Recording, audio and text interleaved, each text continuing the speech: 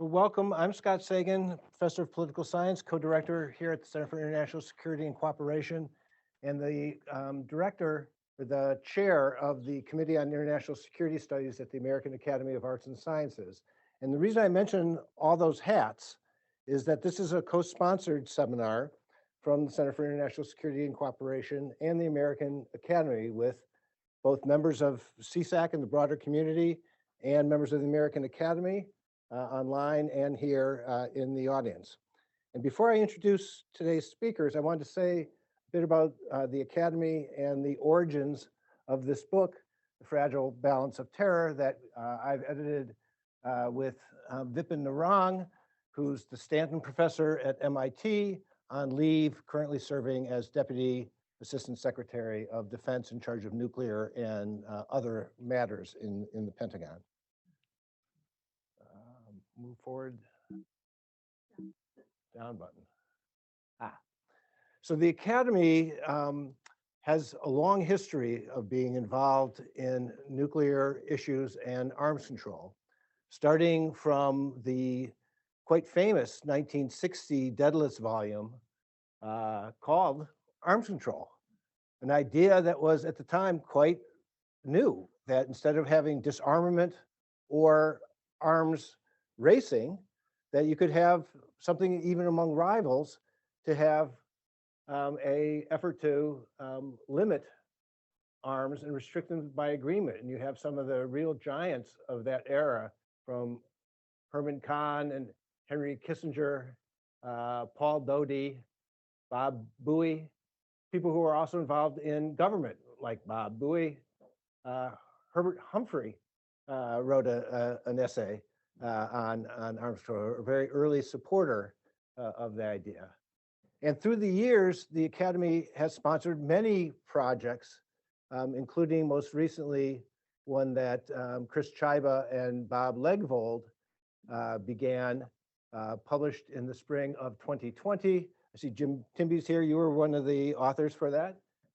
It's great. But also Nina Tannenwald, former CSAC fellow, Brad Roberts from Livermore, Steve Miller, the editor of International Security, a really wonderful group of people that focused on Russian-American issues primarily.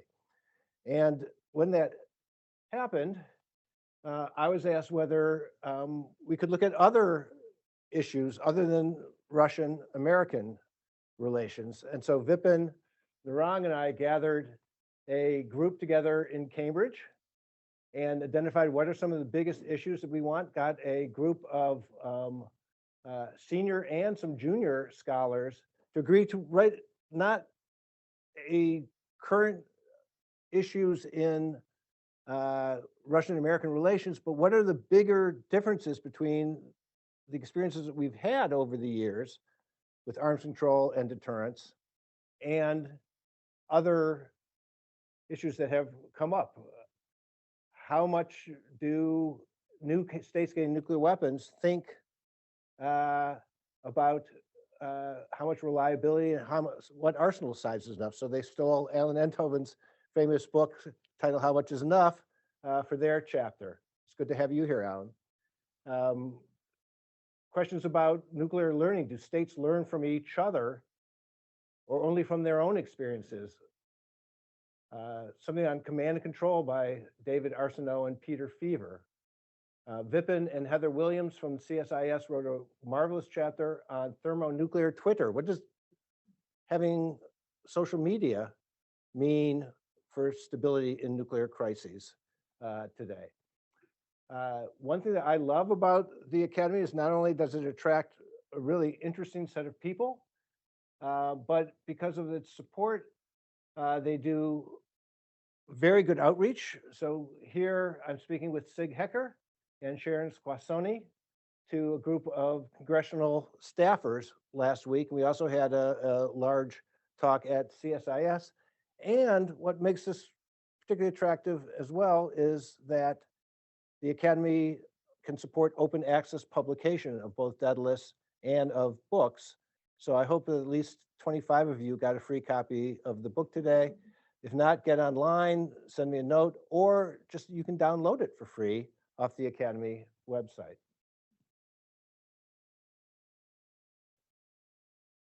So today, I'm really pleased to have two of the authors and two close friends speaking.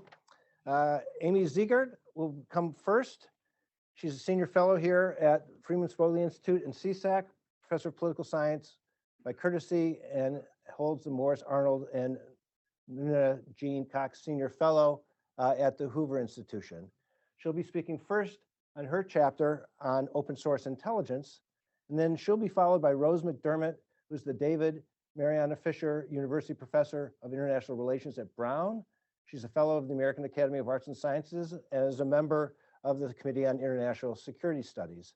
They'll each speak back to back, and then we'll open it up for questions and comments. And I just am really pleased to join me in welcoming Amy and Rose. Well, I have learned two things in my time being around CSAC. The first thing is whenever Scott asks me to do anything, you say yes. I didn't know that. I'm going to ask you more. The second thing I learned is that actually Scott has the best strategy I've ever seen, which is incremental commitment. It won't be long, it won't be hard. I'll be your research assistant, I think was the pitch to join this project. So this was an amazing experience. Let me just say, just for a minute, I think for all of us involved in this project, it was not just an edited volume where we all did our own things. It was a community where we really learned from each other, particularly online. And Scott ingeniously and Vipin created this, let's have coffee online before we actually delve into the workshop. And so we had our doom and gloom every week. Let's talk about nuclear threats Zoom sessions, which really were a highlight actually of COVID. It's a special community where that's the highlight of COVID, right? Thinking about nuclear threats. So thank you for inviting me to be a part of this. My assignment from Scott was to look at how the intelligence community has assessed nuclear threats in the past. And so what we talked about, and I thought, well, I actually also want to look at how the intelligence community is assessing nuclear threats in the present and in the future. And what is this world of intelligence looking like? Because as you know, I was writing this book at the same time about emerging tech and the implications for intelligence. So the chapter looks at the past, present, and future of nuclear threat intelligence. And the bottom line is that, of course, intelligence, even about nuclear threats, isn't just for government intelligence agencies anymore. There's this revolution in open source intelligence, or OSINT. Now, Scott asked me today to say a little bit about the war in Ukraine. So we are seeing this world of open source intelligence play out in real time in the war on Ukraine. You can see in the past year, we have analyses on Twitter by members of this community, in particular, following events on the ground and doing over the horizon analyses using open source intelligence. We have students, including many at CSAC, that are using open source intelligence to document human rights atrocities committed by Russian troops on the ground and sending those reports to the UN. So CSAC in many ways is at the center of a lot of this open source work in the nuclear world and in the current war in Ukraine. So let me take a step back. And I just want in my time, there we go. It takes a while to learn about the tech when you're talking about tech. I want to cover just 4 points in my remarks. The first is a little bit of the causal story. How do we get to this open source intelligence moment? There's a lot of breathlessness and optimism about open source, not a lot of attention about what are the driving factors that are creating this moment of opportunity and moment of some pitfalls. The second is, how do we compare the open source nuclear threats community to the intelligence community? What are the systematic differences between these two ecosystems? And then the third is, what are the most important benefits or opportunities of this open source nuclear threat community? And what are the risks? And I would argue that the benefits have been focused on and the risks have been underplayed until now. And then a little bit of what should be done. In my chapter, I don't say a lot about what should be done. But I think it's important actually to go one step further to the policy implications. So how we got here. There are 3 major trends that have catalyzed this moment of open source intelligence.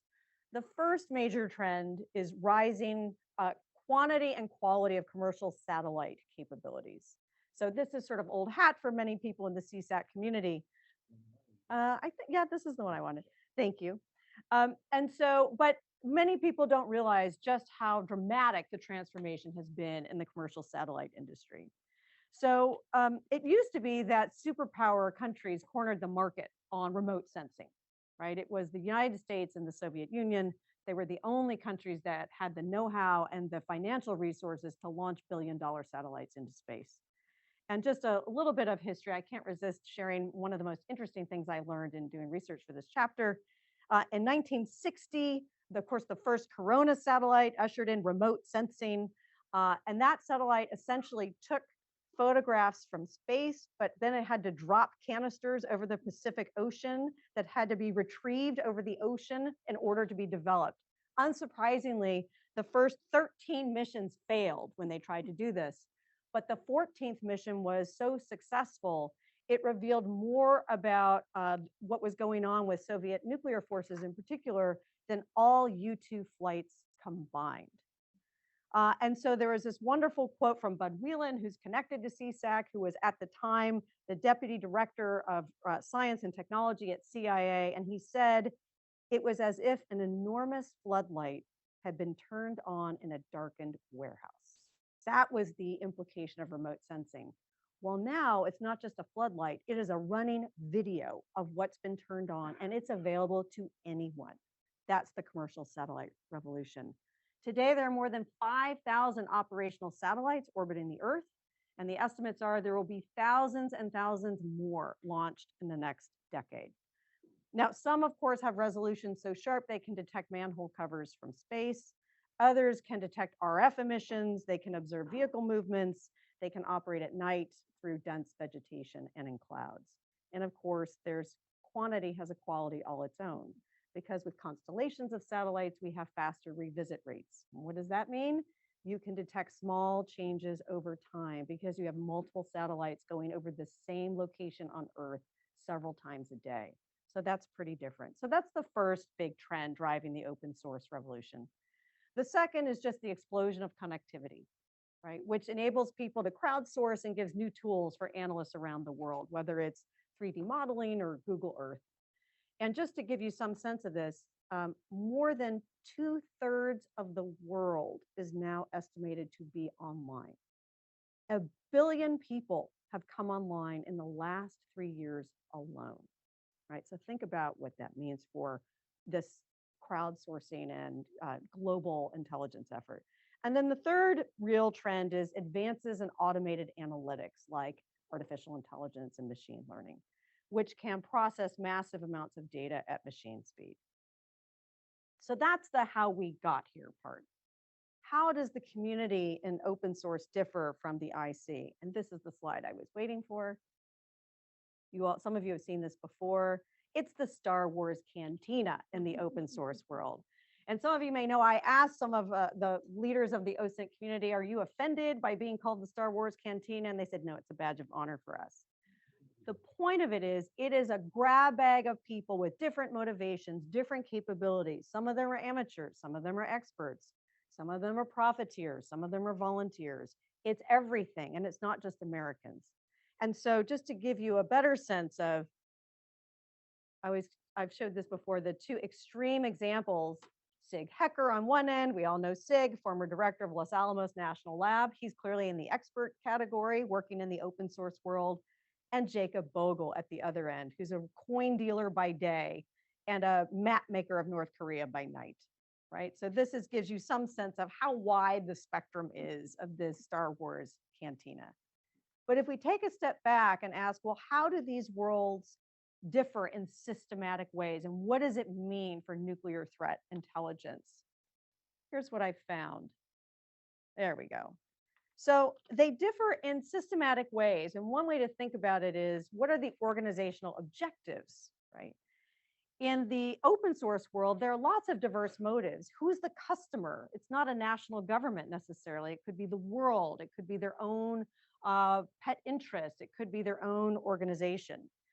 What is their motive? Get funding, doing it for fun because it's a professional challenge. So lots of diverse motives on the open source side. Less diverse motives on the government side of the US intelligence community, where there it's really providing decision advantage to policymakers in the United States. The open source ecosystem is open to anybody. That's the good news and the bad news. right? The US intelligence community, it's hard to get in, right? It takes at least 2 years to get a clearance.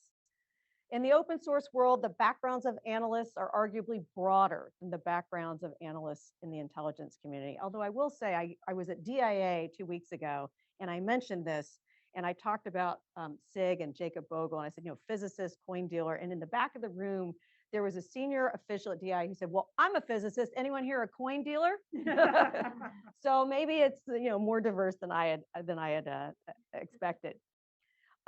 Quality control in the open source world, and I'll talk more about this in a minute, is of course ad hoc and voluntary, and that can be really problematic. The risk of error is higher.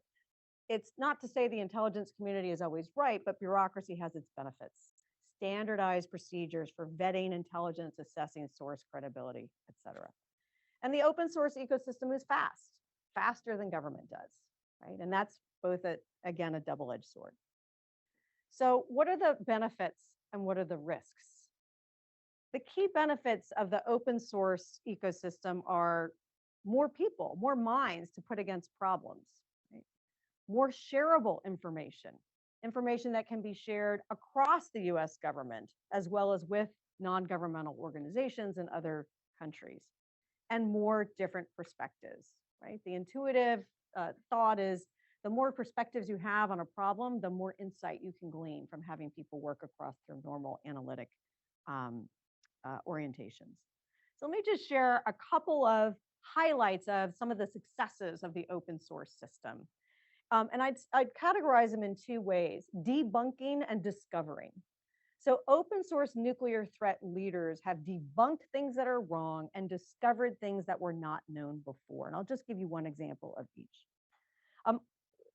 There was, in 2013, Wired magazine had a post by someone claiming to be a former CIA analyst that sparked this furor that China may have a mystery nuclear complex. And to stop this non-story from going viral in the first place, a geospatial blogger posted evidence online that the so-called mystery complex was actually just an industrial park. And there are a number of examples like that. Suspect facilities that actually turn out to be foundations for hotels, for example. So that's the debunking function.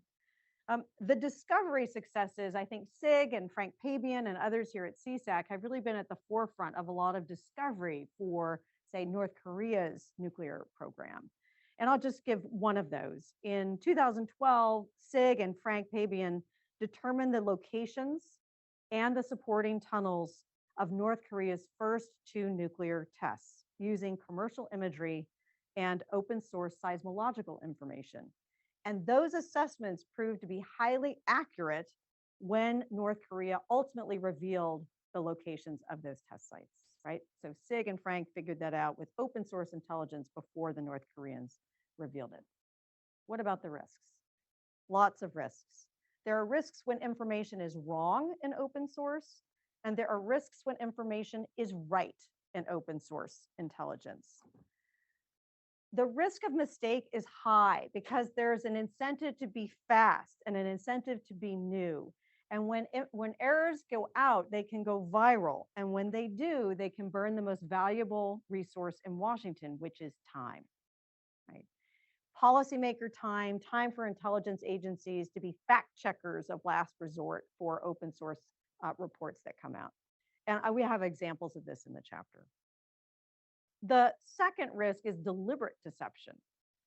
Open source is open for everybody, right? Whatever their motives or national allegiances might be. And so you can imagine this could be a battleground for deliberate deception. The third risk, and it's one that I haven't talked a lot about, but Scott helpfully suggested, because I have a discussion of this in the chapter about the countermeasure risk, and there's an example that is kind of tantalizing. And so I hunted down the pictures so you could see. So the countermeasure risk is open source producers or collectors, analysts, find some revelation of an illicit nuclear program, they publish it. The adversary didn't know that that could be discovered. And so they take countermeasures that make it harder for everybody to track the nuclear program later on, including exquisite capabilities of US intelligence agencies. So here's my countermeasure risk story. It's the story of the disco ball and the peanut. Okay. So in 2016, you might recall these famous photos of the so-called disco ball. This is North Korea claims to have miniaturized a nuclear warhead, and there were more than a dozen pictures released about the disco ball. So one person in Jeffrey Lewis's shop, Dave Schmerler, actually calculated a bunch of things about the disco ball, including some aspects of what it could be capable of doing. But importantly, he also geolocated the building where the photos took place.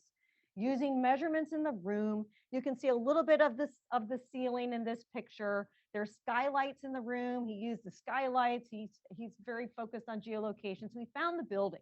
Okay. The next time North Korea issued a photo, notice this is the Peanut in 2017. It is an all-white room. There is nothing to measure. It's much harder to geolocate the building. Now, I can't prove causality. Did Dave Schmerler's revelation that he had geolocated the building cause Kim Jong-un to then announce the Peanut in an all-white room? We don't know. But it's a curious case of the countermeasure risk, right? And you can see dramatic differences in the background when they publicize these pictures. So that's the countermeasure risk in North Korea. And then the final risk is that crises become harder to manage. Open source intelligence is prized for two things: transparency and speed. And we know that transparency and speed can be the enemies of good crisis management, where you need often time to think and secrecy to compromise and to negotiate.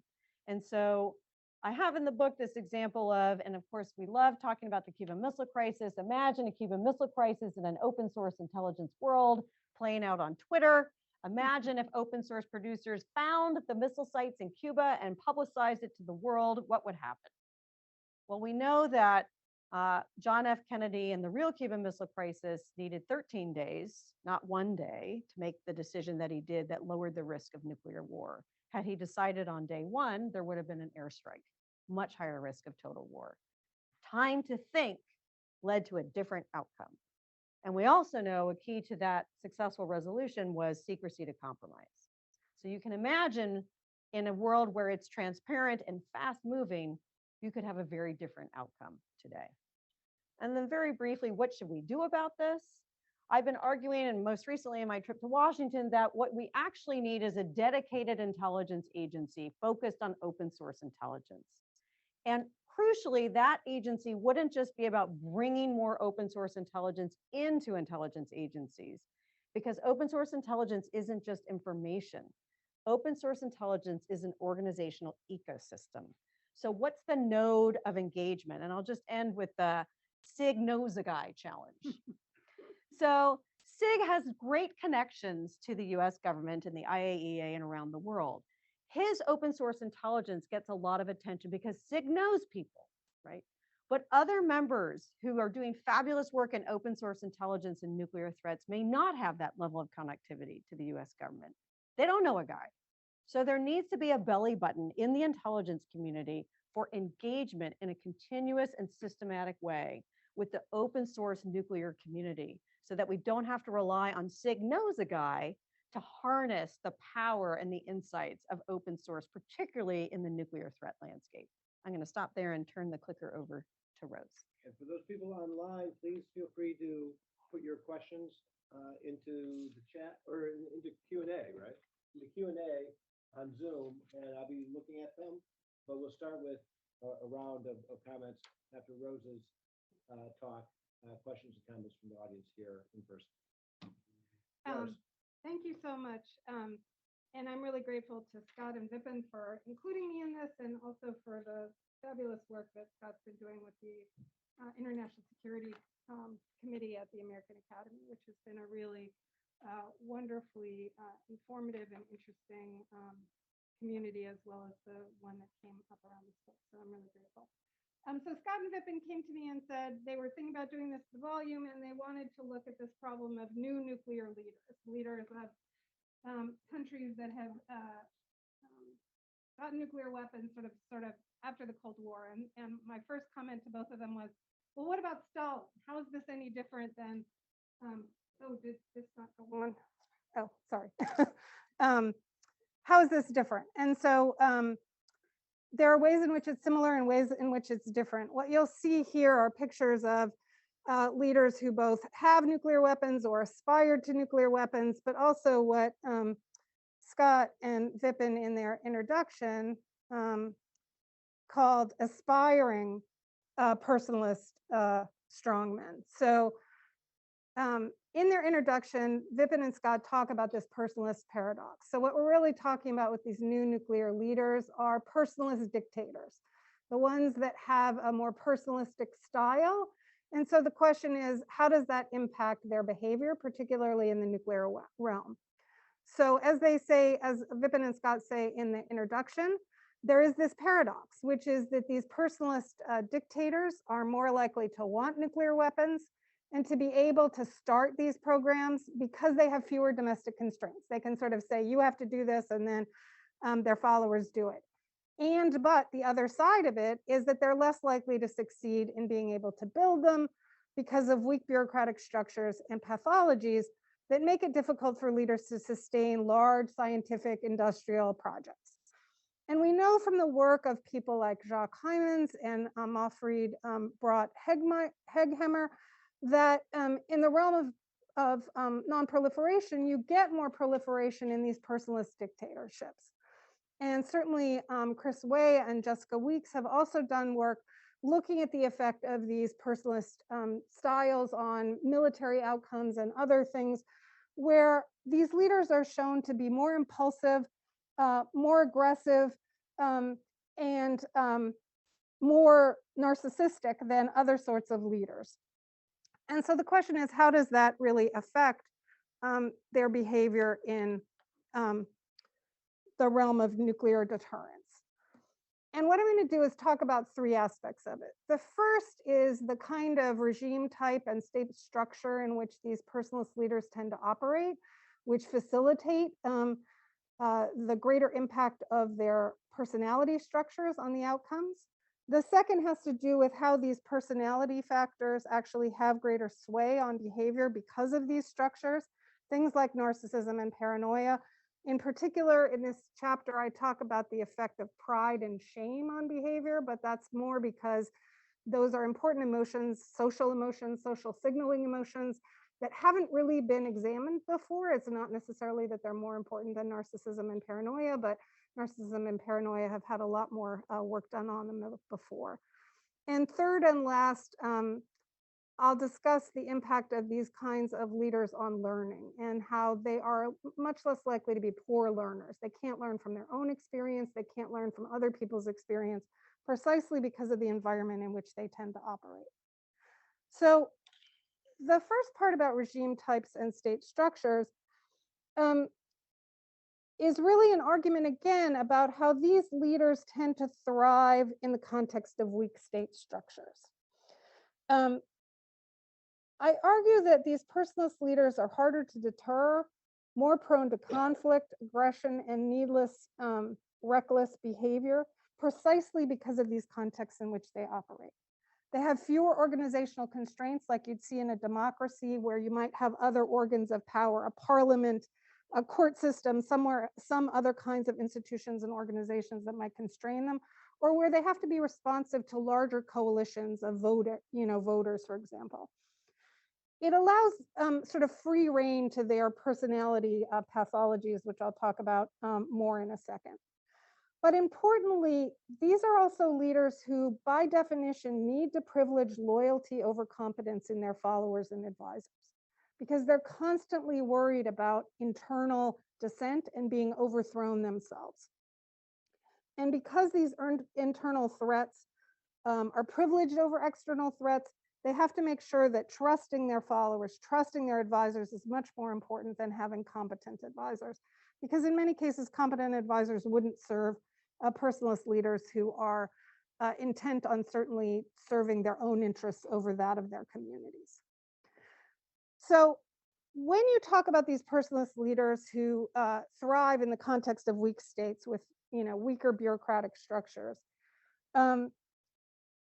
there are several problems that they face. And one of them is really an informational problem, where they have fewer sources of information because they surround themselves with sycophants. They surround themselves with yes men. They surround themselves with people who validate them. Scott asked me to say a bit at the end about Vladimir Putin, but we can all think a little bit about the commentary we've seen about his decision-making at the beginning of the invasion of the war in Ukraine, where there have been lots of questions about what did the military tell him? Did he really know? Was he just ignoring them, or was there a real information bubble? And the problem with a lot of these personalist leaders is they do live in information bubbles where prior to making bad decisions, they have years of everybody telling them that everything they do is perfect and they're awesome. And so they start to believe it, right? Because they don't ever get information that's contrary that tells them that actually you're being an idiot. And so they have a real information problem. And it's not just that they have fewer sources of information, but they also tend to be blind to their own lack of knowledge. They don't know what they don't know. And they don't want to know that they don't know, right? So there's many layers to that. And that structure of that situation allows these personality flaws to exert a greater influence on their decisions and their behaviors, not just in the nuclear realm, but here that's what we're discussing. And then we talked about this issue of trust and loyalty among followers being privileged over competence. This is particularly problematic in the nuclear realm because you want to have advisors who actually know something about how nuclear weapons work, about the possibility of accidents, as Scott has written about so eloquently, about the possibilities of miscalculation. And if you surround yourself with people where the only criterion, not just the number one criterion, but the only criterion is that you can trust them with your life, chances are they're family members, they're people that whose livelihoods and lives depend on you, and they're not necessarily going to tell you the truth if they know that telling you the truth means that they're going to have their head cut off, or they're going to be shot, or they're going to have some other devastating outcome. So in the context of these weak states, these personality characteristics, pathologies, can exert a greater influence than in democratic regimes where there are more constraints. It doesn't mean it can't happen. 5 years ago, 6 years ago, we could have had this conversation and people would roll their eyes at me, and then came Donald Trump and people go, oh yeah, we see how this works, right? But in personalist regimes, there's even fewer constraints of a court, of a parliament, of a Congress, or even of broad-based advisors in a party. I think that traditionally, in talking about these personality flaws, we think about narcissism, and obviously Donald Trump's a great example of that, or paranoia. You can think about Stalin's actually a pretty good example of paranoia, right? And there's been quite a bit written on it. Uri Bar-Joseph and I actually did a book on intelligence reform where we talked a lot about narcissism and how that influenced various decision-making, including decision-making that both Hitler and Stalin made at different points in the war. MacArthur, there's lots of examples of it. But there's other really important social emotions that signal social pricing. And by social pricing, I mean value. How much value you have in your community, how much esteem other people place on you. And there's important ways in which nuclear weapons serve as these kind of status symbols. And that part of what some leaders may want out of nuclear weapons isn't necessarily the potential coercive power of the weapon itself in combat or in conflict, but what it says about their status in the international community as a superpower, as a power that deserves equal status with the United States or Russia, even though they don't have the economic or social or cultural power that might otherwise give them that kind of status. One of the things that's important about these social emotions, and that's why I have these pictures, is that they all have characteristic physical displays. If I say to you pride, you're going to think about like the little kid puffing his chest out, right? There's a characteristic physical display. What does shame look like? We're hiding our faces, right? There's universal ways in which we both manifest, display, but also recognize other people's emotional responses in these situations. So one of the really interesting things here is that people in positions of power and people who are narcissists both have a fundamentally reduced ability to read other people's intentions and emotions. They're going to be less likely to look at a picture and say, oh, that person has a lot of pride, that person has a lot of shame, that person's paranoid, that person's narcissistic. Dr. Keltner, who's actually a brilliant psychologist at Berkeley, who came out of the program here at Stanford around the time that I did, he, like me, was an Amos Tversky student, did these great studies where he looked at people who went through, he did this in Berkeley, people who went through lights, where the light is red, and looked at the car and basically said, who's going through those red lights? It's not your broken down Toyota. It's not your, truck that barely functions. It's the Mercedes-Benz. It's the, it's the Lexus. That when you're in a position of power, you don't really care how other people respond, the effect of your behavior on other people. So both power and narcissism function to do this. So what's the role of these emotions?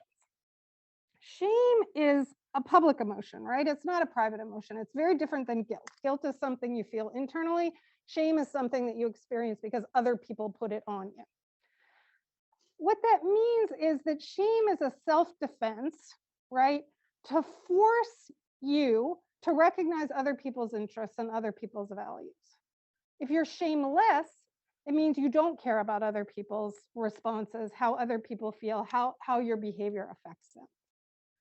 Pride is sort of the flip side of that, right? And it's based primarily on achievements and what's known in the literature as formidability, meaning can you beat the shit out of somebody else physically, right? That's basically the things that constitute what establishes pride in people. And it shapes and directs behavior to increase your value in the eyes of other people as well as yourself. Now, importantly, you can get pride for doing aggressive things. If you protect your community from an invasion, people will hold you in high esteem and you can feel proud of that, even though what you've done may be terribly devastating for all kinds of people, killed all kinds of people. It's not that pride has to be the result of only kindness or generosity or good things. That doesn't mean that pride itself causes aggression. The best predictor of aggression is actually narcissism. So when somebody's narcissistic and you prick their narcissistic bubble, you can be guaranteed that you're going to get kicked in the face in one way or another. That's actually one of the best ways to tell if someone's a narcissist, is to challenge them and see how aggressive they get. And if they do, it's time to move on, right? That's not a wise relationship to invest in. So these emotions, these social signaling emotions, are the mechanisms by which people calculate the social status of other people. And leaders are invested in these things. They don't want to be humiliated. Lemma Steinberg did a great book looking at the history of 4 American presidents in Vietnam and talking about how much of their behavior was driven by their desire not to be humiliated. So in these situations, these emotions matter. And the reason I spend a lot of time discussing this is that I think that the tendency in the literature is to speak about nuclear weapons entirely in material terms, sometimes in economic ones, but never in social ones. So think about a situation where what a leader wants out of nuclear weapons is not to actually use them in combat, but to achieve a particular kind of social status. Well, if that's what you're after, maybe you can get them to give up nuclear weapons by inviting them to a big-ass White House dinner, right? Rather than to try and negotiate some kind of complex treaty. The problem is you can't imagine an American leader doing that if he or she would feel humiliated by the experience of giving equal status to a country or a leader who they think is inferior because on economic, social, cultural grounds, they're not equal, although they have these nuclear weapons, right? Oop, I went the wrong direction. Sorry about that. So my last point is really about learning and how these kinds of personalist leaders are not good at learning. They're not good at learning from their own behavior. They're not good at learning from others' experience. So Amy Edmondson has done quite a lot of work on what leads to conditions for good learning. The original work was actually done in medical teams like cardiac surgery, where learning really matters because it's life or death in every situation. And she found that these are the conditions that lead to bad learning, inability to learn. When you have contexts where there's a lot of interpersonal fear, for example, you think that if you're going to tell the truth to the leader, he's going to shoot you in the head. That's a context of interpersonal fear. Where you believe that you can't fail, failure is impossible. It means that you're not going to be creative, you're not going to take risks, you're not going to do things that might improve the situation. Groupthink, which we're all aware of from the famous Janus work. Destructive power dynamics, places where somebody basically says, you're doing this because I told you so, right? Like what a lot of parents do with 2-year-olds. It doesn't work so well in teamwork. And finally, information hoarding, where you hold information, you're not really transparent about it. Now, what's interesting about all these conditions is that these are the conditions under which personalist leaders operate, right? They operate through fear and coercion and hierarchical power dynamics and withholding rewards and withholding information. And that means that they're not going to learn from themselves, from their advisors, who are going to be afraid to tell them the truth. And it means that they're not going to be able to be as aware of ways that they could improve their situation. So finally, Scott asked me to say a little bit about Putin, because when we wrote the book, it was actually before the invasion of, or when I wrote my chapter, at least it was before the invasion of Ukraine. And I think that there's some of the things that we talk about in this chapter that are relevant, and some of them that also extend beyond that. The first is this point about information bubble. And certainly people here in the audience are going to know much better than I the extent to which Putin does or does not get accurate information. But there's been a lot of debate about whether or not he gets accurate information. The other is whether, that you have the situation where the official doctrine is escalate to de-escalate, and we're not going to attack unless there's an existential threat. But what if Putin defines his existential threat in very personal terms? It's not about destroying my country, it's about destroying me. That's a very different definition of existential, and it becomes conflated. And it doesn't matter then how many of your own people you kill or how many of the enemy you kill, it's only about yourself. That goes back to the issue of narcissism, which we've talked about before, and which we can say more about. But there's also a few points that Paul Slovic, who's a psychologist who may actually be online here, has talked about, which I think is also worth mentioning. The first is psychic numbing, which has to do with the fact that people become inured to larger numbers, right? So you see the Syrian boy dead on the beach, and that really affects everybody because it's one person and you can see it and it has an emotional context. You see this all the time when like a kid falls down a well or a kid goes up in a balloon or whatever it happens to be. But when you have 500,000 people who die in the tsunami in Aceh, or you have 100,000 people die in some conflict, who cares? Right? We're not going to pay as much attention to it psychologically as we would to a single person. So killing a lot of Ukrainians, killing a lot of Russian soldiers, doesn't matter, right? The second is security prominence. And what that refers to is the fact that certain leaders and certain individuals, and they don't have to be leaders, privilege security over any other value, right? So they'll pay any amount of money to get just a little bit more security. They'll devalue other things like human life in order to get more security. I think actually some of the wonderful work that Scott has done with Ben on the experiments on support for American public opinion support for the use of nuclear weapons shows an element of this, where people are willing to live with 100,000, 1 million, 2 million deaths, up to 2 million deaths, in retaliation for a single American soldier killed, shows this kind of asymmetry in privileging security over other values. And the last one is very problematic, I think, in general, which has to do with virtuous violence. And this is, Paul's done work on this, but it comes out of work that Alan Fisk did as well on virtuous violence, which basically means people feel virtuous when they engage in violence that is designed to protect their own communities, right? So they don't just feel justified, they feel prideful around killing those who threaten their community or threaten their own existential reality. And this can lead to a very, very difficult cycle. Richard Wrangham has done some very interesting work too on different kinds of aggression, proactive aggression versus reactive aggression, meaning, do you go out and kill somebody versus violence within your own in-group. But the problem with virtuous violence is that you could justify almost anything, right? You can justify almost unlimited amounts of violence, particularly when you're numb to the effects of it on large numbers of people, as long as you frame it in terms of protecting your community, your in-group. And it becomes something that you feel justified by. And I think I see elements of a lot of that in the decision making that has been at least publicly reported on Putin's reaction to the war in Ukraine. So I'm going to stop there, and hopefully we can open it up for comments and questions. And I'll give this back to you. Thank you. If you could raise your hand, I'll make a cue.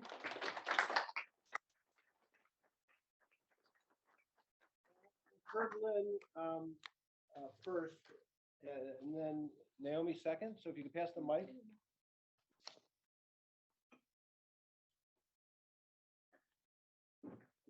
So we'll have Herb Lynn ask first question and Naomi Eagle second. Hello, hello. Yes. Working. Okay, thanks.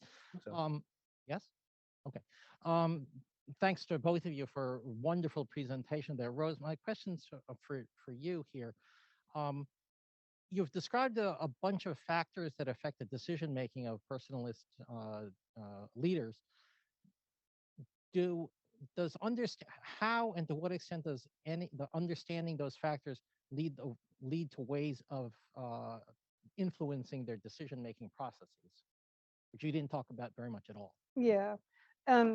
I think I talk a little bit more in the chapter than I did in the presentation. And it's, of course, the crucial question, right? How does knowing these things affect how we behave toward these leaders? And I think, my bottom line on all of this is that I think that the emphasis is too much on economic, geostrategic, material ways of trying to constrain behavior, particularly sanctions, right? We think sanctions are going to solve all kinds of problems, and guess what? They don't always work, or at least not to the extent that we want.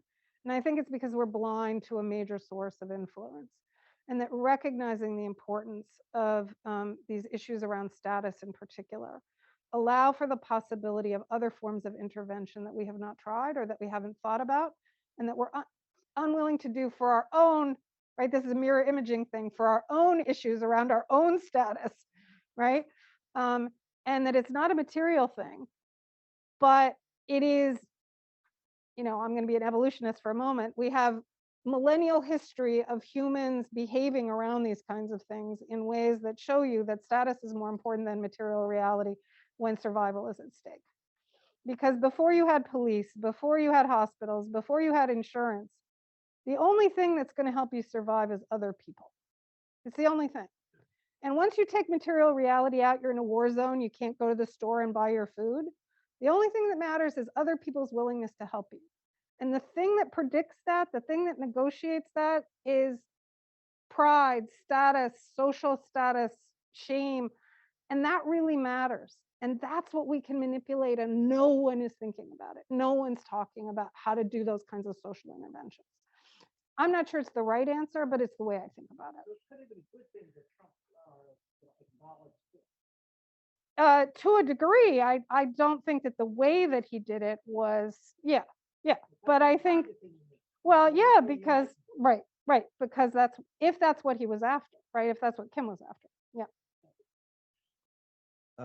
Naomi Eagle, and then Jason Kim afterwards. And if you could, for the sake of the speakers and people online, if you could say a little bit about who you are and your affiliation. Well, hi, thank you so much for that great presentation. My name is Naomi Eagle. I'm a nuclear security postdoctoral fellow here at CSAC. And my question is also for Rose.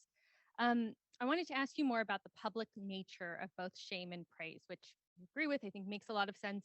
But I wanted to ask you more about which public matters. Is it in the eyes of the domestic public or the international community? And I'm thinking about this particularly when what is shameful and what is praiseworthy might be at odds there. That something that's shameful internationally, especially related to aggression, might be very praiseworthy domestically. So I'm wondering if you can talk a little bit more about the public nature of both of those. Yeah, I think that's a really insightful question. And the reality is that it depends, right? So some people are going to want their audience to be their domestic audience, and some people are going to want the audience to be the international community. But the empirical work that's been done on pride and shame, and this has been done in democracies, in small scale societies, in hunter gatherer groups, where there's remarkably universal psychological architecture behind it, is that there are real cultural differences. So you have this universal psychological mechanism, and then what triggers it is culturally dependent and culturally variant. So in some cultures, being aggressive is what's going to give you high status, and in other cultures, peace, love, and the bombs will go away gives you high status, right? You can see it within the United States, right? There's very different, Republican and Democratic ways that leaders manifest and get support. And so part of the challenge is finding out what the cultural triggers are in the countries that you're trying to negotiate with that trigger these kinds of emotional responses. If I could just jump in here. So I would point you to the work of Rochelle Turman, who is a CSAC fellow and now at University of Chicago, that she explores this dynamic exactly. When is naming and shaming from a international human rights perspective, internationally, actually a point of domestic power and pride? And so it is exactly the opposite of what a lot of countries think will happen. If we just name and shame more, it will change behavior in country X. And she finds actually it's the opposite. Thank you for that. That's great. Jason Kim and then Ethan Lee. So we'll keep it in the back for a minute. Hi, thank you both for your presentation. My name is Lieutenant Colonel Jason Kim. I'm the Army War College Fellow and Visiting Scholar here at CSAC. This question is for Professor Zegart. On your last slide, you had a recommendation of one single OSINT, open source intelligence agency, to kind of be the lead coordinator of all that. If that were to happen and get approved, how do you see that organization working with the already existing open source enterprise, which does very similar? Is it complementary, or do you think they might have a competition that would arise? Just would like to get your thoughts on that. Thank you. Yeah, thanks, Jason, for the question. So you can imagine people in existing open source units in the US intelligence community have varying feelings about the creation of a new open source agency. So currently there are units within, there are 18 agencies of the intelligence community. Many of them have open source cells within them. That's all they do, but they're surrounded by, just the levels that are in, they're surrounded by this sort of focus on clandestinely acquired intelligence. And so we've tried that for more than half a century, and that hasn't worked very well. So I recognize that I'm suggesting creating a 19th intelligence agency. And if you think the problem of coordination is bad now, why would you recommend yet another agency to coordinate? I think the general organizational principle is if the primary problem is coordination, you want centralization. If the primary problem you're trying to solve is more innovation, you're better off decentralizing. So I think, there's no great option, but I think that an open source intelligence agency actually is more than just the connection to the ecosystem that I mentioned. It gives bureaucratic heft. So open source now has a seat at the table, right? It has resources to put to bear. It has power in the bureaucracy if there's an agency head, with that kind of power. It also is a lever for talent management that we don't have in the intelligence community today. So we hear a lot about we need to get more STEM talent in and out of intelligence agencies to understand how technology is changing the world, to use technology. Well, an open source agency could hire engineers faster because you don't need security clearances, could forward locate in cities where engineers already live rather than in the Beltway, which means then you're creating a whole system, a whole community of people going in and out of the private sector. So you're expanding the presence in the private sector. You're getting fresh ideas into the government. And you can then have a test bed for prototyping new analytic tools because there's more seamless in and out. So I think the question is, what's the lever to get the most innovation fastest? And to me, that's the best sort of way forward. But I recognize there are real challenges to creating another intelligence agency. Thank you for the talk. My name's Ethan. Is this working? Okay. My name's Ethan. I'm a senior studying political science, and I'm an undergraduate student with the honors program here at CSAC. But I have a question for Professor Zegart.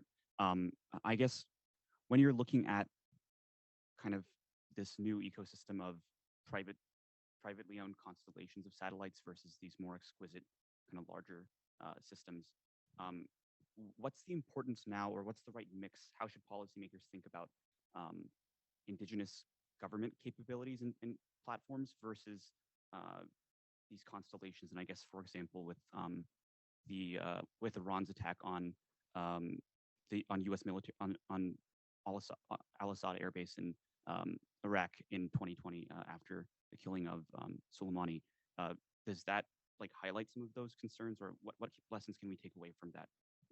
So Ethan, you always ask great questions. So Ethan was a research assistant. I owe him a lot of credit for some of the stuff in this book as well as my own book. So I always learn something from your questions. It's a great question. So I think from an intelligence perspective, it's what can the open source intelligence ecosystem provide that government agencies cannot?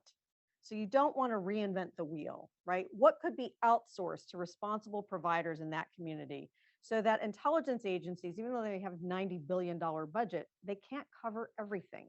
So what can they do that nobody else can do? Where do you need the secret squirrel capabilities that the open source community cannot provide? And where is it that they're duplicating efforts? And so I think this is a real life conundrum today, where we see, particularly on the commercial imagery side, the government spending hundreds of millions of dollars a year purchasing commercial imagery from the open source sort of commercial community, which in many ways is providing capabilities that the government doesn't have. But there hasn't been yet a systematic strategic view of what should the private sector or non-governmental sector do really well, and what should be the province of the intelligence community. I would say the one thing that I've really been convinced of in my conversations with intelligence folks in my research is open source can only go so far. So open source intelligence can reveal Chinese ICBM silo fields, but they can never reveal what Xi Jinping is thinking, what his intentions are, right? That deep penetrating insight into adversarial intentions requires clandestine capabilities. It requires humans on the ground who know those people, who are listening to those people, who are interacting with those people, or technical penetration so that you know what they're actually saying and reading and writing. So as great as open source is, it can only go so far, and those secret capabilities need to be particularly focused on collecting intelligence about intentions that you can't get any other way. While we're getting the microphone up to Rose Gottemuller, if you could bring it forward, I'm going to ask two questions, both for Amy from the people online. The first is from Ann Clunan, a CSAC former fellow who is at the Naval Postgraduate School, who wants to have you just, what are the challenges, or what do you see as the greatest challenges to setting up the kind of agency that you have in mind? You just got back from Washington, so I think you can tell us about reactions or other challenges that you see. The other question is from John Sagan, who's my older brother, who I gave a copy of Amy's book to, and he read this summer on vacation. And he asks, can you give us a sense of the number or the percentages, I would guess, of the non-elite who are really amateurs, and how many of them are really good amateurs? The fact that they're amateurs actually helps them. That is, are the coin dealers really doing really good work sometimes? And how do you know? You've got a really interesting family. This is what you're doing and your brother's doing in his free time. So let me take Ann's great question first. There are lots of challenges to an OSINT agency. I would mention three oldies but goodies. One is any new organization triggers the antibodies of existing organizations. It's the iron law of bureaucratic politics, because especially in national security, it is a zero-sum game, right? More power for one agency is less power for another. More budget for one agency is less budget for another. That's particularly true in national security, less true in domestic policy, right? Because we have lots more competition in the national security space over the same policy domains. There aren't multiple agencies competing against the EPA over what environmental regulations there should be. but there are a lot of dogs in the fight of a particular intelligence capability. So triggering the natural antibodies of existing agencies that don't want any organization to take anything away from them. The second natural one to be raised anytime you're talking about data, guardrails for civil liberties, right? So the challenge there is, what are the authorities of this kind of an agency? It's collecting all sorts of data, including data on Americans. What are the privacy protections that go along with that so that the American people are comfortable that there's sufficient oversight? And then the third oldie but goodie is coordination across the community. How do we make sure the dots get connected? So you have all this open source stuff, and if open source is considered the redheaded stepchild of intelligence, which it is, right? The secrets matter more than the open source. How do you get those other agencies to pay attention to it when it's in its own agency? And so the Special Competitive Studies Project, which is a follow-on to the National Security Commission on AI, is really working through these alternatives and looking at what the legal authorities should be, and looking at how do you ensure the connectivity between a new open source agency and existing agencies. And right now, one of the things we're talking about, I'm an advisor to the panel. I'm not doing the hard work on the panel, but one of the things we're talking about is, could you have a classified cell within an open source agency? Right now, it's the reverse. You have an open source cell within classified agencies. Should you have a classified cell within an open source agency to be able to connect to other agencies? As to your brothers, really good question. How do you know which amateurs are good? I would point to Rose Gadamoller is here, and our fabulous former CSAC honor student, Catherine Lead, has done fantastic work on this question, looking explicitly at who's in this nuclear OSINT community. And what Catherine found was, I think it was more than 50%, supermajority had prior government experience. So it's not just anybody. If you look at who are the leaders, at least in nuclear threats, there are lots of former government officials. So it's not quite as difficult to ascertain who's likely to be high quality than you might think. That's great. Rose. And then Julie after that, Julie George. Thank you very much for the shout out for Catherine. She did do terrific work. I'm Rose Gadamoller, the Stephen Hawsey lecturer here at CSAC. Actually, I'm glad you chose the phrase redheaded stepchild too, because not many people use that anymore, but I think about it when I think about the problems of new bureaucratic entities. It's a good descriptor from my perspective. But my question is for Rose. It's so fascinating. You talked about, the privileging loyalty over competence. And I agree that's a situation with Putin. But then I was thinking about the way, and also the prominence of security for this group of individuals. But in Putin's case, there's an important paradox in that he has really valued the work of the central bank president, Elvira Nabiullina, and a woman in that system, for heaven's sakes. But do you have any thoughts? So it's not absolute, I would say, for leaders. Sometimes they see an interest. If they need to make sure that the economy is healthy and is propped up, they'll go for the competence. What would you say to that?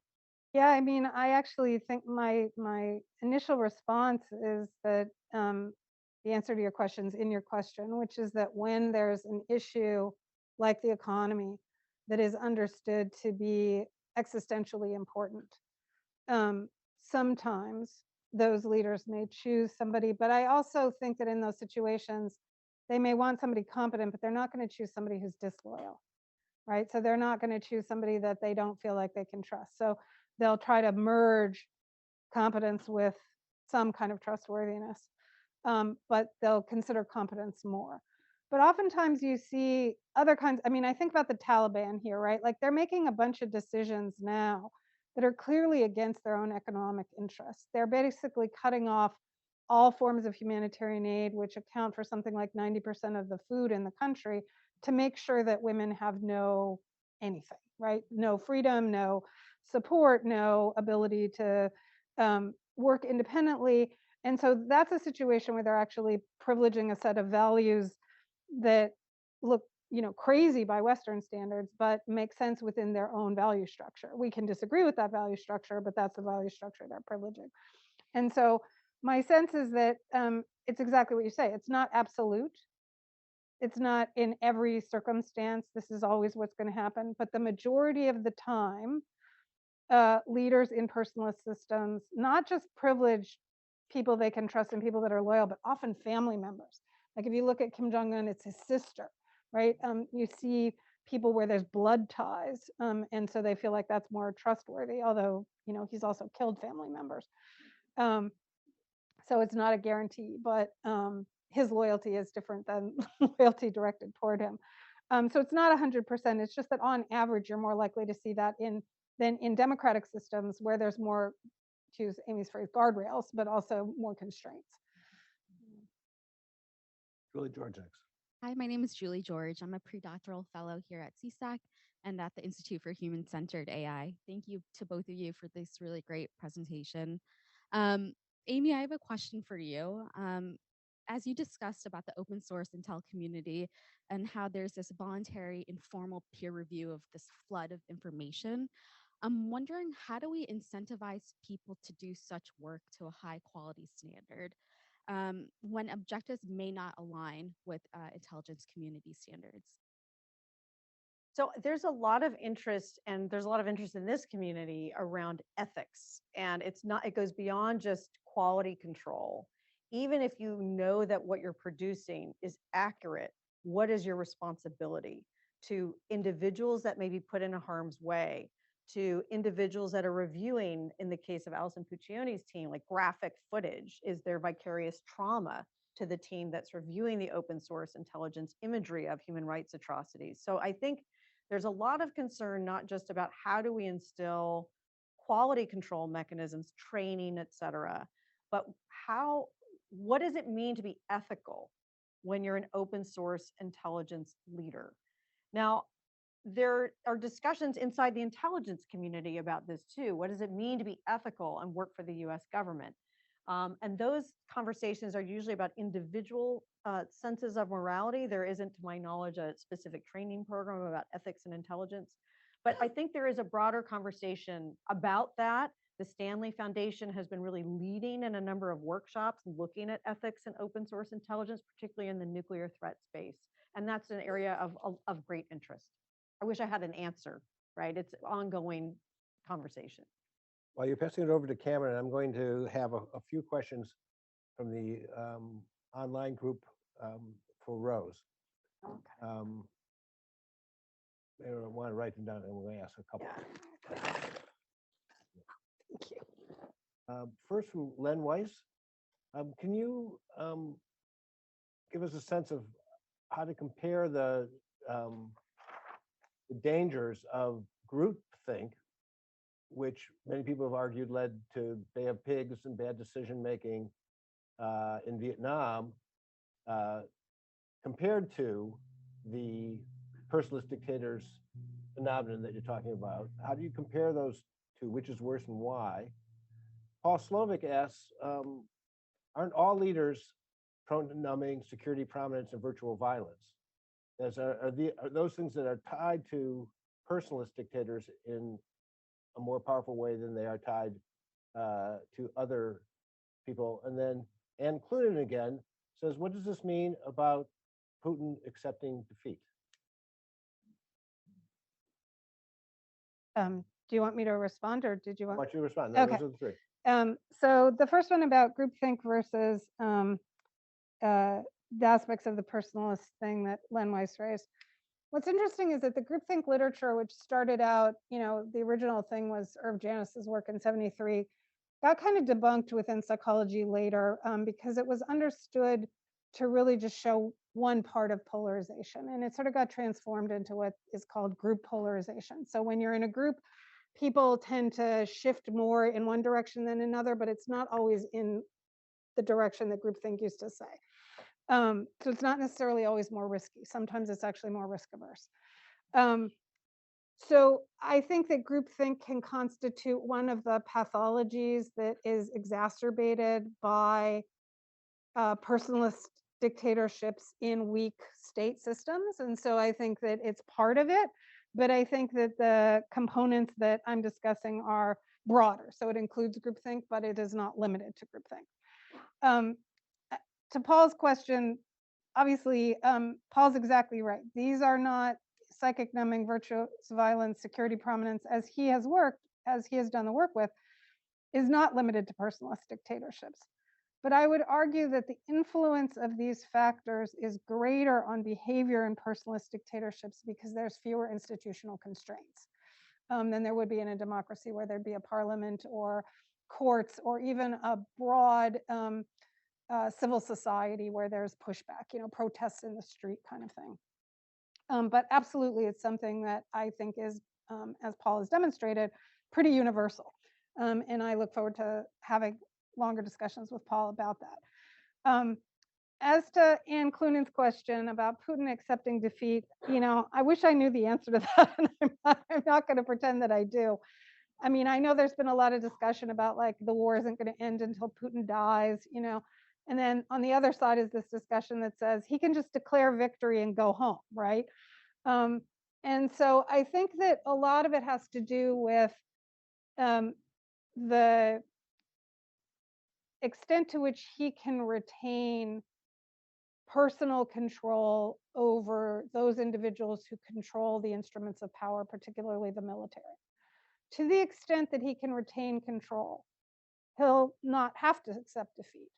To the extent that he thinks that by continuing on the path, he risks his own overthrow, particularly from the military, and that doesn't look likely. I'm not saying it is likely. That's where you might see a more willingness to engage in negotiations that he could then try to frame as victory. But that depends on the extent to which there are powerful members of what has been a remarkably loyal cadre who are willing to take him on because they're worried about their country over their own personal survival. And people like that are rare. I mean, we obviously saw it with Hitler, but those people lost their lives, right? And they tried to kill him. And so whether or not there are people like that in Putin's orbit, Rose would know much better than I would. There's other people here who would know much better than I would. At the beginning, I was more hopeful that there might be members of the military that might threaten a coup unless he was more careful with the resources, particularly with the lives of, all the men he mobilized. I'm less hopeful than I was earlier. I do think that there are probably members of the internal cadre who, even if they won't say it out loud, must be quite worried about the generational impact of 1 million young men leaving the country. Because if you look at the birth rates in China and Japan and what those leaders are freaking out about the fact that no one's having babies, one surefire way to not have babies is get rid of all the men. You don't need a lot of men, but you need some. You need more women, but you still need some men. And so, and it's not random who's leaving, right? It's those who are educated, who are smart, who have resources. And so you're actually having a generational impact. And those men aren't coming back. Some of them might, but most of them will stay where they are. And there have got to be some people who are looking at that saying, he's destroying our country generationally.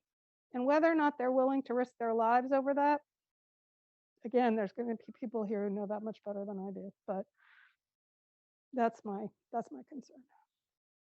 Cameron, and then Jim Goldgeier after that, and then the gentleman next to you, Jim, on the other side. Cameron Tracy, research scholar at CSAC. I have a question for Rose. I was interested in this idea you started with of the paradox where this type of leader is more likely to want nuclear weapons, but likely to have more difficulty acquiring them. My question is, what would we learn regarding that from Hitler's regime, where in the nuclear case, they didn't make much progress. But if you look at a broad swath of other weapons technologies that required similar levels of technological coordination and effort, the ballistic missile, the hypersonic glider, the synthetic nerve agent, they were wildly successful.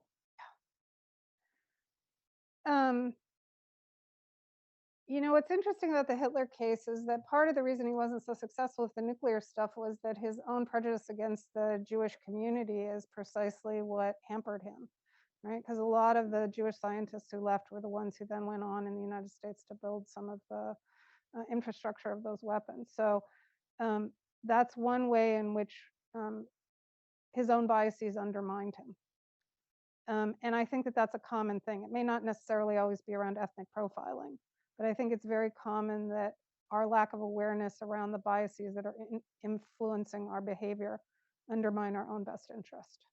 And that's the way that I think about it. And you're absolutely right with Hitler. I mean, if you want to call Zyklon a success, they were wildly successful, in what they developed. But the people who, Leo Szilard and others who were, sort of the refugee population, left partly because Hitler didn't make them welcome, right? So we're often undermined by our own prejudices. I would just add that maybe you know more on this than I do, or maybe David or others do, but my understanding is that there's still a debate about the why did Heisenberg recommend against the bomb program, with some, but I think it's the minority, saying that he was actually deliberately sabotaging the efforts, and others saying he just got it wrong. He made a rare mistake. David or Cameron, what's the current views on Heisenberg's? It's more the second than the first. Thomas Powers made the argument strongly that it was an intentional kind of hiding of what the bomb was. The transcripts from the farm hall where the leading scientists were interned by the British, when they learn about the bomb, there's this discussion among Heisenberg and Otto Hahn and so on. And that suggests that no, Heisenberg hadn't thought it through completely. And that leaves you with a kind of middle area. Why didn't he? Was there some psychological aversion to doing it in his mind? And so that's the whole discussion that was generated by the play Copenhagen. Right. Tends to move in that direction and be somewhat critical of Frame as portraying Heisenberg as more consciously opposing the bomb than perhaps he did. But anyway, it is a matter of debate. Can I ask you a follow-up on that, David? Is it possible that he had a kind of anticipation of Oppenheimer's line about like, okay, now we can't put the genie back in the box? That he thought that like, if we went there, we wouldn't be able to stop it, and it's better not to go there to begin with? It's possible, but I don't think that at least I'm not aware that comes through in his own argument. And then a lot of the post-war debate and discussion is, I think, very difficult to decipher. In particular, von Weizsäcker seems to introduce a kind of more clear note of, yeah, we were against it morally. We couldn't recommend that we would do it, and therefore we didn't do it. Heisenberg seems more indeterminate. Great. For those of you in the online who can't see, that was David Holloway, the historian and political scientist, author of Stalin and the Bomb and the Forthcoming International History of Nuclear Weapons. Jim Goldgeier, introduce Great, yourself. thanks. Jim Goldgeier, visiting scholar here at CSAC. Scott, congratulations to you and Vipin on this project, and I hope this is just the first in a series of talks from chapter authors, because based on the list you showed in the titles, I've got lots of questions for all of them. So, and just two great talks today. Thanks to you both so much. I just have a clarifying question for Amy. So when you're talking about creating number 19, you mentioned that there are open source cells in the other 18. So is the idea that you would move those into this new 19, or they would stay where they are? And also, you mentioned one of the advantages of having this new agency would be the kinds of people that could be brought in to do work. What kinds of people are doing this work in those open source cells in the current agencies? I'm going to give you a very unsatisfying answer to your first question, which is, I don't know. I don't know yet whether the best answer is to remove those open source cells and move them over, or to create something from scratch. My inclination, although I haven't thought this through, is that you're better off getting rid of what exists in these agencies and starting anew, because there's a lot of baggage about the history of these organizations, the people in these organizations, and how they fit. So I'm inclined to think it's better to have a clean sheet of paper, but I don't know enough to give you. I reserve the right to amend my answer. And the second part of your question, remind me again, Jim. the kinds of people. Kinds of people. So I think more broadly, what you hear a lot from the intelligence community is that there is a desperate search for more STEM talent. And that's not confined to open source, that's across the board, whether it's mathematics, computer science, data science, and not just to do the work, but to understand the impact of these technologies. So I think there are two things that make this technological moment fundamentally different than other technological moments. One is that we've never had the convergence of so many emerging technologies at the same time, and they're interrelated, and Herb can speak to this better than I can. So it's not just that you have AI, and it's not just that you have cyber threats, and it's not just that you have commercial satellites, and it's not just that you have quantum and synthetic bio. They all interact, and they interact in complicated ways. And so they're changing politics, economics, civil society. So understanding the implications of these technologies across the geopolitical spectrum is really complicated, and you have to have that STEM talent to do that. But the second reason this moment is different is that these same technologies are changing the business of understanding the future too. And so you need that talent to come in, not just to look out there, but to actually understand and how and improve how the intelligence community is working. And I'll share with you, this is now my free opportunity to plug something we're doing here at Stanford that Herb is leading, the Stanford Emerging Technology Review. And so intelligence agencies can train their collection to understand what's going on in China in Name Your Technology. They can't do that to understand what's going on in the United States. So how do we have a net assessment about who's winning and who's not, and what could the implications be of winning or losing in Name Your Technology? So intelligence agencies can't do, that's a blind spot for intelligence agencies, but universities can help understand what the American ecosystem is doing, what the latest trends are. And so the idea behind the Stanford Emerging Tech Review is to have our leading science and engineering faculty help create a one-stop shopping product for decision makers to better understand what's important in technological innovation, what's at stake, and what are the policy inhibitors or accelerators that might be important. There, could you introduce yourself? Thank you for this interesting lectures and fascinating discussion. My name is Alex. I'm Ukrainian, so I would like to give a maybe complex but rather practical question. It's really complex, so shared knowledge could be required. First thing is that could you estimate the chance of really by Russia using even tactical nuclear weapons, if we can somehow estimate that or evaluate that? And if so, does intelligence can somehow really see or determine that and mitigate it somehow, either politically or militarily? That's maybe first part of that. And second part of that, all those so-called red lines. So what could be done or should not be done to trigger that? You see what I mean? I'm sitting next to someone who is much better suited. That to was my answering exact thought. I'll defer to you, Scott, and then I have some thoughts about the revealing of intelligence on this point. But yeah,